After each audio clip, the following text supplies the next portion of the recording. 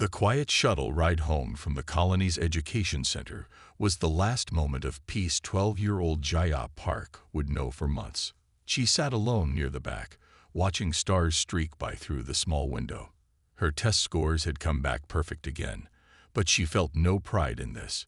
Being smart on a frontier colony just meant more responsibilities came sooner. 10 minutes to your stop, Jaya, called the pilot, Mr. Han, from the front cabin. Jaya nodded and returned to her tablet, reviewing notes for tomorrow's advanced physics class. The colony on New Buzan was Earth's farthest outpost, established just 15 years ago. Her parents had moved here when she was 7, seeking opportunity away from the crowded inner worlds. The shuttle jolted suddenly, throwing Jaya against her safety harness. "What was that?" she called out. No answer came from the pilot's cabin. The shuttle stabilized, but something felt wrong. Jia unbuckled her harness and moved cautiously toward the front. The door to the pilot's cabin slid open before she reached it. Mr. Han was not there. Instead, 2 tall figures stood in the small space. Their skin shimmered with an oily iridescence under the cabin lights. They wore sleek black uniforms with small silver symbols on their collars, the mark of Galactic Council enforcers. Jaya turned to run, but her body froze in place. One of the aliens held a small device pointed at her. "Subject secured," said the taller one, its voice clicking like insects between words. "Transport arriving," replied the other. Jaya tried to scream, but her muscles wouldn't respond. She could only watch as a larger ship appeared outside the shuttle viewport, materializing from nowhere. The shuttle's outer door opened without any decompression warnings. The aliens moved toward her with practiced efficiency. "What do you want?" Jaya managed to whisper, fighting against whatever force held her still. The aliens didn't answer.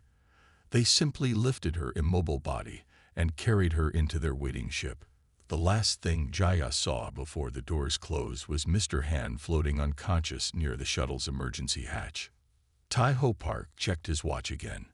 The shuttle was 30 minutes late, unusual for the colony's precise schedule. His wife Hannah approached from the colony security office where they both worked. "Still not here?" she asked, worry lines forming around her eyes. "No," and no response to messages. They shared a look that only former soldiers would understand. Without another word, Hannah activated her wrist communicator. "This is Chief Park. I need a search drone deployed to Route 7, shuttle track. Authorization code Delta 93. Within minutes, a small security craft carried them along the shuttle's path. They found it drifting, power systems running but navigation offline. The emergency lights flashed inside. "Life signs?" Tahoe asked as Hannah scanned the shuttle. "1. Unconscious but stable." They boarded with weapons drawn, military training overriding parental fear. Mr. Han was secured in the pilot's seat, breathing but unresponsive. Jaya was nowhere to be found. "Check the security feed," Taiho said, his voice tight with controlled emotion. The shuttle's cameras had captured fragments of the abduction, enough to identify the distinctive technology of Galactic Council enforcers. The images showed Jaya being carried away, her body rigid as though paralyzed. "Get me Admiral Park," Hannah said, her hands shaking slightly as she copied the security footage to a secure drive. On Earth, Admiral Sangmin Park was finishing a routine meeting when the priority message arrived. His blood ran cold as he watched his niece's abduction. The Galactic Council had always viewed humans with suspicion since Earth joined the interstellar community. But this, taking the child, was unprecedented. "Sir," his aide said from the doorway, "Council representatives are requesting their scheduled meeting about boundary disputes." Admiral Park stared at the frozen image of Jaya's face on his screen. "Cancel it. Then get me secure communications with all fleet commanders."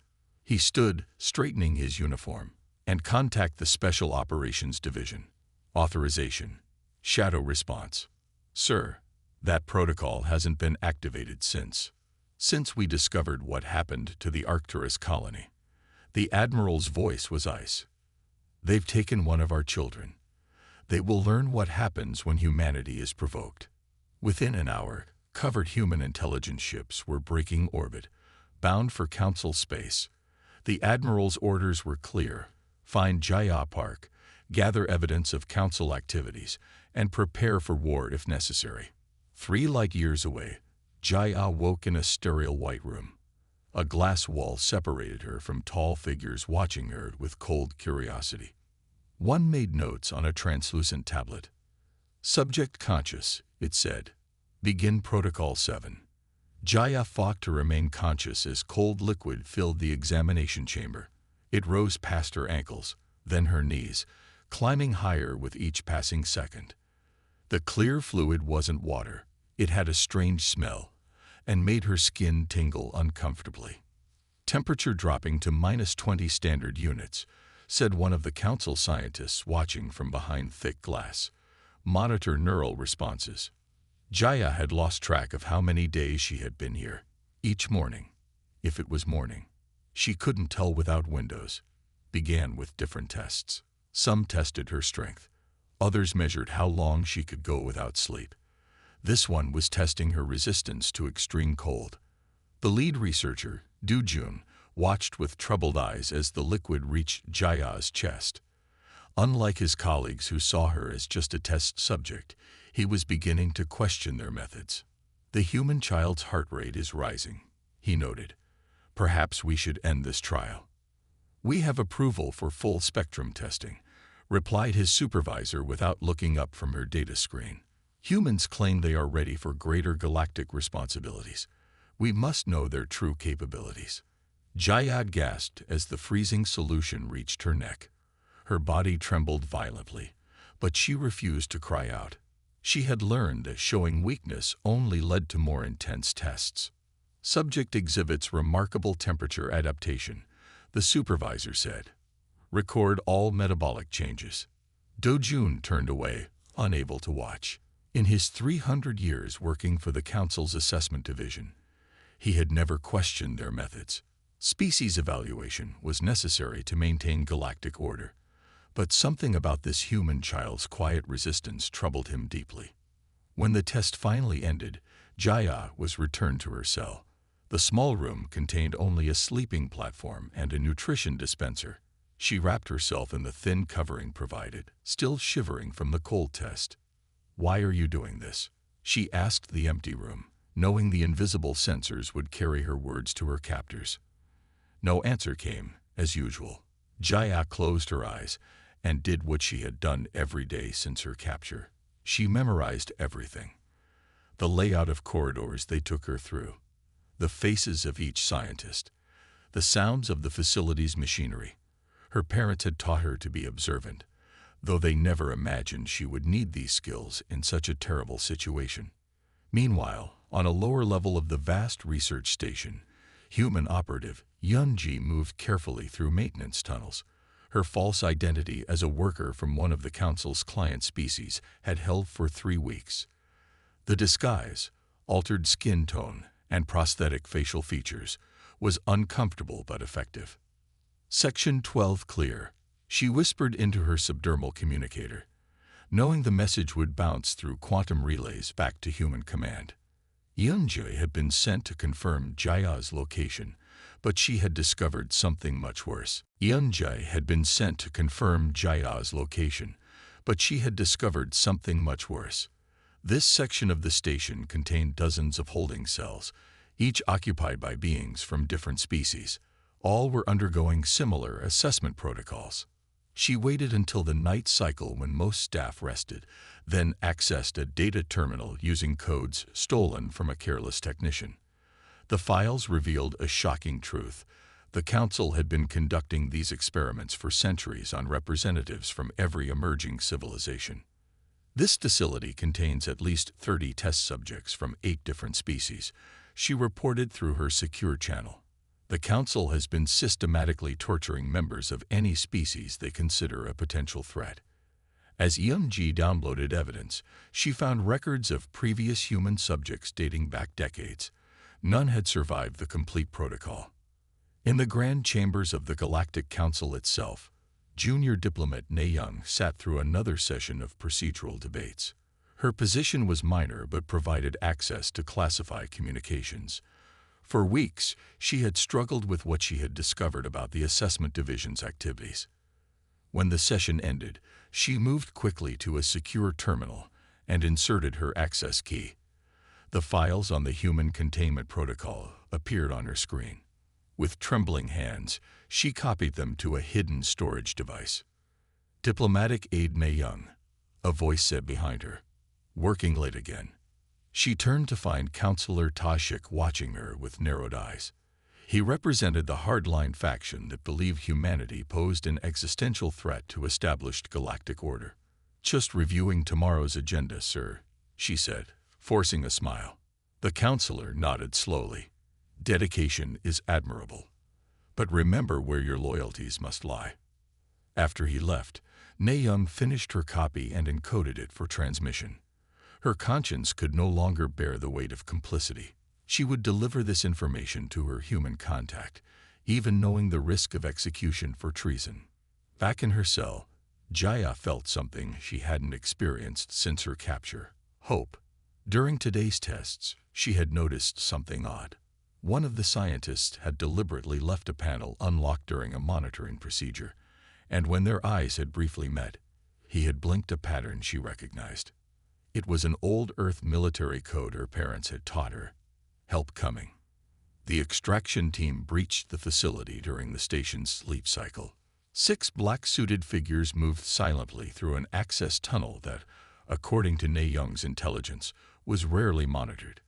Commander Hyunwoo led the way, his helmet displaying a 3-dimensional map of their route. "Motion sensors disabled," whispered Min Ki, the team's tech specialist. He had released microscopic drones that temporarily blinded the facility's security systems. "We have 18 minutes before automatic reset." The team moved with practiced efficiency. Each member carried compact weapons designed to incapacitate rather than kill. Council guards were not their primary targets. Their mission was singular: find Jaya Park and any other human captives, then extract them without alerting the Council fleet orbiting the research station. "Life signs ahead," said Jaiwan, the team's sensor specialist. She studied the readings on her wrist device. "Human biosignature confirmed." "It's her." Hyunwoo signaled the team to halt at a junction of 3 corridors. A patrol of 2 guards passed by, completely unaware of the humans hiding just meters away in the shadows. "Detention level is 1 floor down," Hyunwoo said once the patrol had passed. "Su-bin, get us through the security door." Su-bin, the youngest team member, placed a small device against the door's access panel. The tool cycled through thousands of possible combinations in seconds, eventually triggering the locking mechanism. The door slid open with a soft hiss. Inside, they found a circular chamber with dozens of cells arranged around a central control station. Most cells were occupied, their transparent doors revealing beings of various species. Some appeared injured or sick. Others simply stared vacantly at nothing. "Which one?" Hyunwoo asked. Jaiwan consulted her scanner. "Section 4, Cell 7. They moved quickly to the indicated cell. Inside, Jaya lay on a narrow platform, her body thin and her skin marked with small wounds from repeated testing. At the sound of the door opening, she jerked upright, fear evident in her eyes, until she recognized human faces behind the tactical visors. "Took you long enough," she rasped, her voice weak but determined. Hyunwoo knelt beside her. "Admiral Park sends his regards. Can you walk?" Jaya nodded, swinging her legs off the platform. "There are others," she said. "Not just humans. They're torturing them too." "Our mission is to extract you," Hyunwoo replied. "Then change your mission," Jaya said, steel entering her voice despite her physical weakness. "I've been mapping this place during transfers between testing chambers. I know where they keep everyone." Hyunwoo hesitated, then activated his comm. "Command, target secured but requests expanded extraction. Multiple non-human subjects identified. awaiting orders. The response came seconds later in Admiral Park's voice. Save them all. With Jaya guiding them, the team moved through the detention level. They freed 17 other captives, beings from species the team had never seen before. Some had been there for years. 8 minutes until system reset, Min-Ki warned. We need a larger transport, Hyun-woo told command. Prep secondary extraction at Point Bravo. Just as they reached the facility's lower hangar bay where their shuttle waited, alarms began to sound. Someone had discovered the empty cells.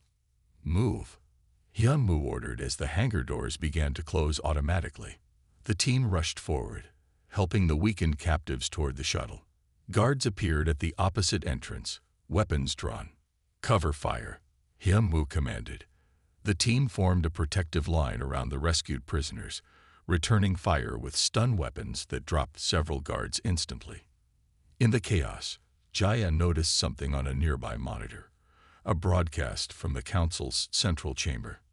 Ne-young, the diplomat who had helped them, was being led onto a platform in chains.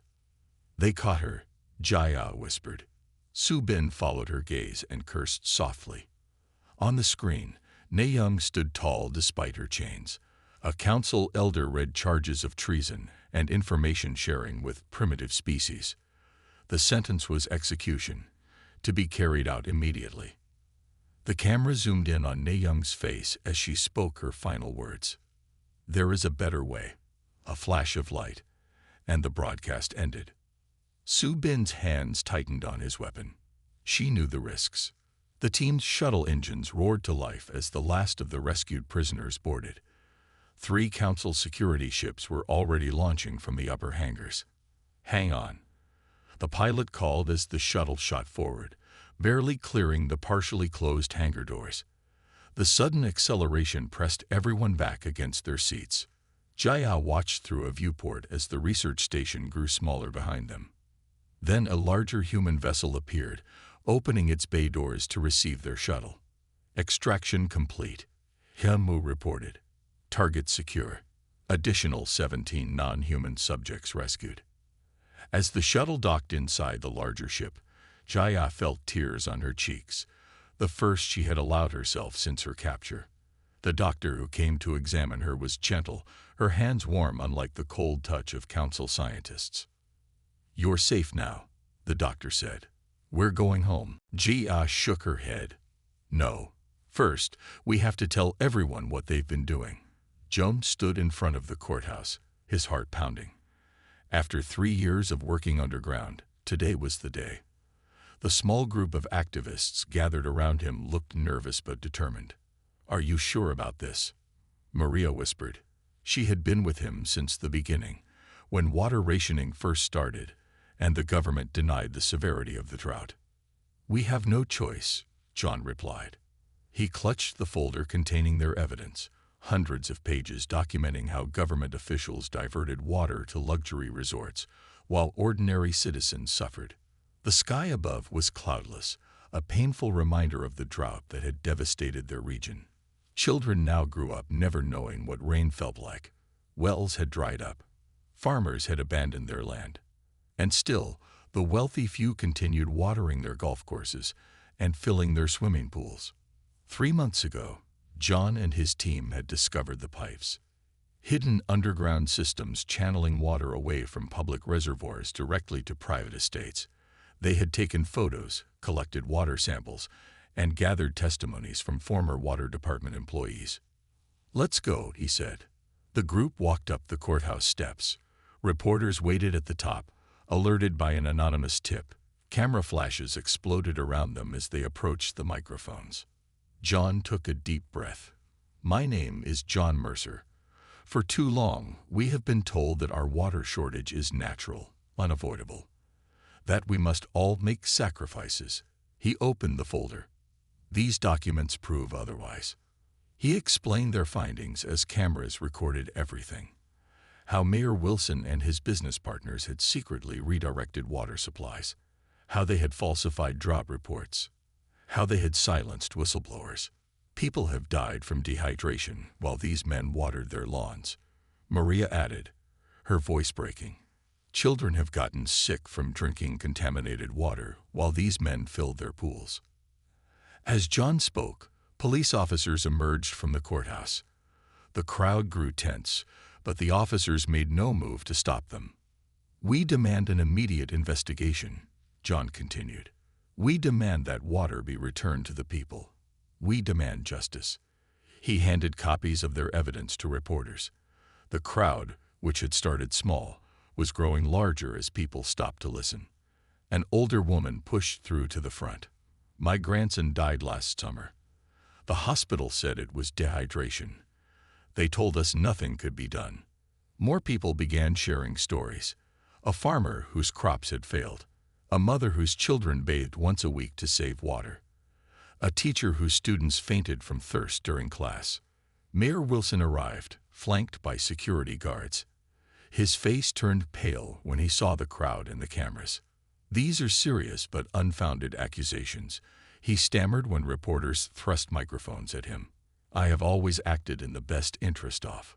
"We have proof," John interrupted, holding up photos of the mayor's estate with its lush green lawn and fountain. Someone in the crowd shouted, "Water thief!" Others joined in. The police chief stepped forward. Everyone fell silent, expecting arrests. Instead, he said, "My officers will secure these documents as evidence. Mayor Wilson, please come with me." A cheer erupted from the crowd. John felt lightheaded with relief and surprise. He hadn't expected justice to begin so quickly. That evening, as emergency water trucks arrived in neighborhoods that had been dry for months, John watched the news with Maria and their friends.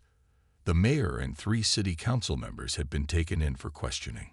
State officials were arriving to oversee water redistribution.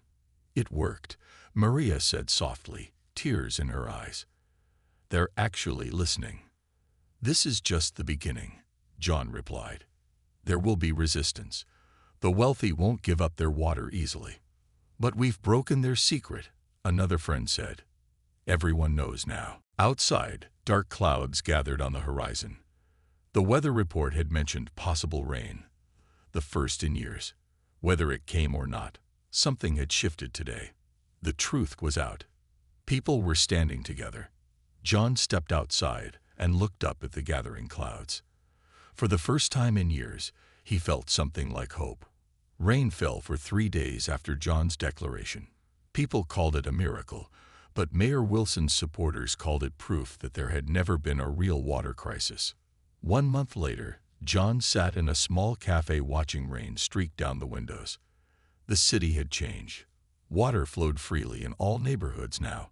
The emergency management team had fixed pipes that had been deliberately broken in poor districts. Children played in puddles, not knowing how precious such simple joy had once been. "You should watch your back," Maria said, sliding into the seat across from him. She pushed a newspaper toward him. The headline read, "Mayor Wilson released on bail." John frowned. His friends in high places finally came through. "That's not all." Maria leaned closer. "The Water Corporation is filing a lawsuit against you. They're claiming you trespassed and stole confidential information." John had expected this. The wealthy always fought back. Let them try. The public is on our side now. As they talked, a black car parked across the street. 2 men in suits watched the cafe. "We should go," Maria said quietly. They left through the back door, walking quickly through rain-slicked alleys. The investigation had revealed corruption deeper than even John had suspected. Not just the mayor, but judges, police officers, and business owners had benefited from the water scheme. At John's apartment, they found the door slightly open. Inside, papers were scattered everywhere. His computer was gone. On the wall, someone had written, "Water thief." "They're trying to scare us," John said, though his hand shook. That night, homes of other activists were also broken into. The message was clear. The powerful weren't going down without a fight. The next morning, John received a call from an unknown number. "Mr. Mercer," a smooth voice said. "This is Robert Klein, CEO of Western Water Corporation. I think we should talk." The meeting was set for noon at the corporation headquarters. Against Maria's advice, John went alone. Klein's office overlooked the entire city. Through the windows, John could see the poorer districts where water now flowed freely again. "Impressive view," John said coldly. "Indeed." Klein gestured to a chair. "You've caused quite a stir, Mr. Mercer. People were dying while you hoarded water." "A simplified view." Klein smiled thinly. "I have a proposition. Join our board of directors. Help us implement a fair water management system. Your salary would be substantial." John stared in disbelief. "You want to buy me off? I prefer to call it making use of your passion. Fighting the system from outside is hard. Changing it from inside is effective." "And if I refuse?" Klein's smile vanished. "The charges against you will proceed. Your friends will face similar charges, and not everyone in this city appreciates what you've done. Many jobs depended on our water management practices." As if on cue, John's phone buzzed with a text from Maria. "Turn on the news." Protesters had gathered outside the courthouse, but not supporting John. These were workers from the water treatment plants and resort staff, holding signs reading, "Give us our jobs back," and "Water restrictions equals unemployment." John felt sick. He hadn't considered how many people's livelihoods depended on the corrupt system. "See the complexity now?" Klein asked. "Join us. Help create a better system that works for everyone." John left without answering. That evening, community members gathered in a church basement. The mood was tense. "They're turning people against us," Maria reported, "saying we caused unemployment, and the lawsuit could bankrupt us all." Another activist added. An older woman stood up. "My grandson is still dead. No job is worth children dying of thirst." The debate continued for hours. Finally, John stood. "They offered me a job today," he told the group. "They want to make me the face of their reformed company." Angry mutters filled the room. "I'm going to accept," John continued, raising his hand as protests erupted, "but not on their terms." He explained his plan. He would join the board only if half the positions went to community representatives. The company would acknowledge its crimes. Water would be recognized as a human right, not a commodity. "They'll never agree," Maria said. "Then we keep fighting," John replied. "But now we know their weakness. They need public approval. And we have the public on our side." Outside, rain continued to fall, washing away years of dust. The fight wasn't over. It was just entering a new phase.